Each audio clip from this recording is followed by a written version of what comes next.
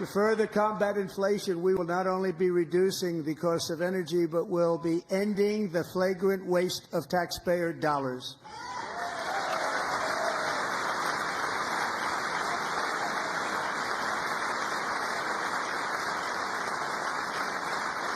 And to that end, I have created the brand new Department of Government Efficiency, DOGE.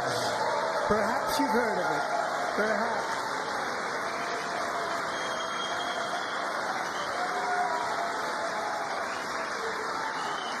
Which is headed by Elon Musk, who is in the gallery tonight.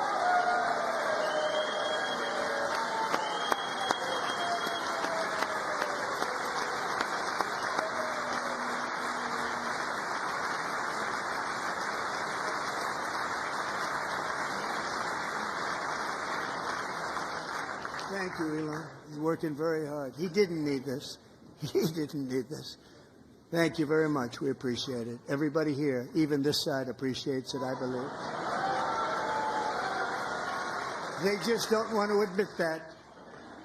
Just listen to some of the appalling waste we have already identified.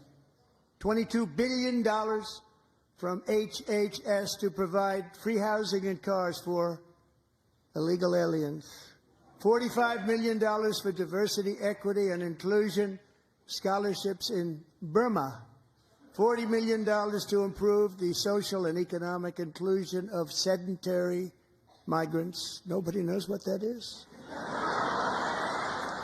$8 million to promote LGBTQI+ in the African nation of Lesotho, which nobody has ever heard of. $60 million for indigenous peoples and Afro-Colombian empowerment in Central America. $60 million. $8 million for making mice transgender. This is real. $32 million for a left-wing propaganda operation in Moldova. $10 million for male circumcision in Mozambique.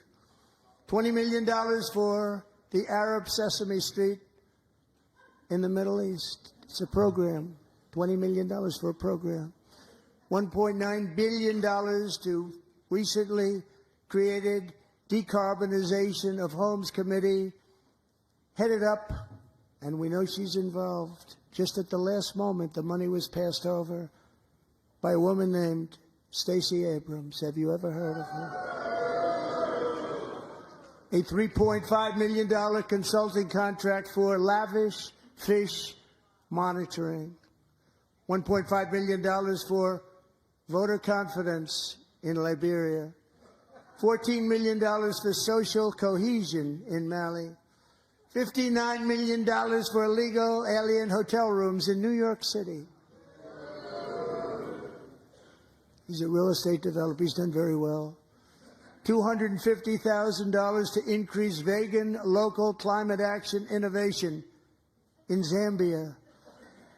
$42 million for social and behavior change in Uganda. $14 million for improving public procurement in Serbia. $47 million for improving learning outcomes in Asia. Asia's doing very well with learning. You know what we're doing. Should use it ourselves. And $101 million for DEI contracts at the Department of Education, the most ever paid, nothing even like it. Under the Trump administration, all of these scams, and they're far worse, but I didn't think it was appropriate to talk about them. They're so bad. Many more have been found out and exposed and swiftly terminated by a group of very intelligent, mostly young people, headed up by Elon, and we appreciate it. We found hundreds of billions of dollars of fraud.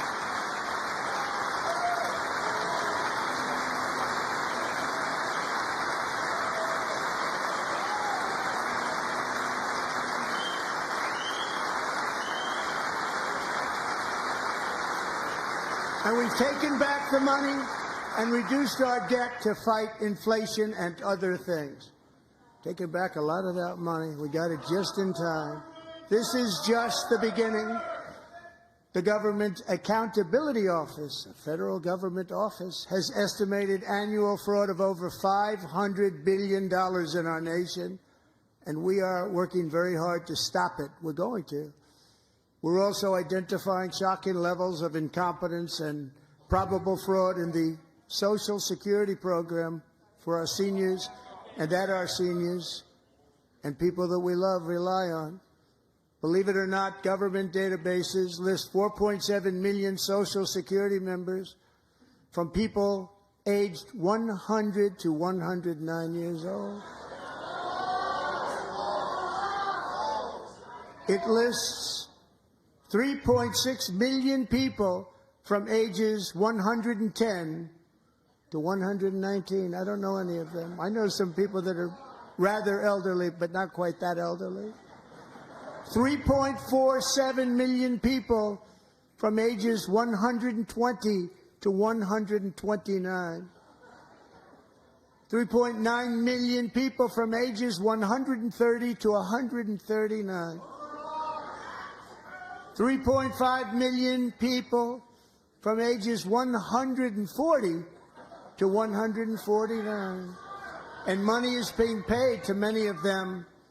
And we're searching right now. In fact, Pam, good luck. Good luck. You're going to find it.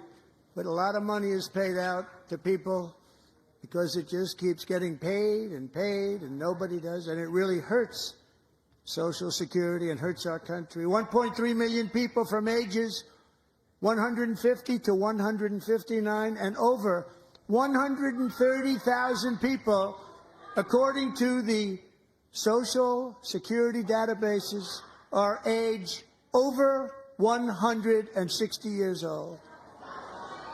We have a healthier country than I thought, Bobby.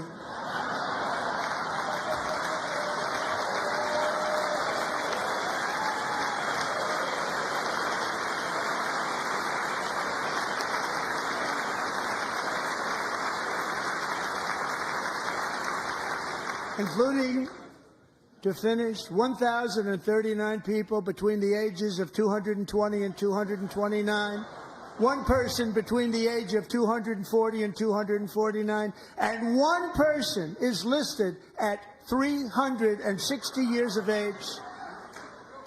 More than 100 years older than our country. But we're going to find out where that money's going, and it's not going to be pretty. By slashing all of the fraud, waste, and theft we can find, we will defeat inflation, bring down mortgage rates, lower car payments and grocery prices, protect our seniors, and put more money in the pockets of American families.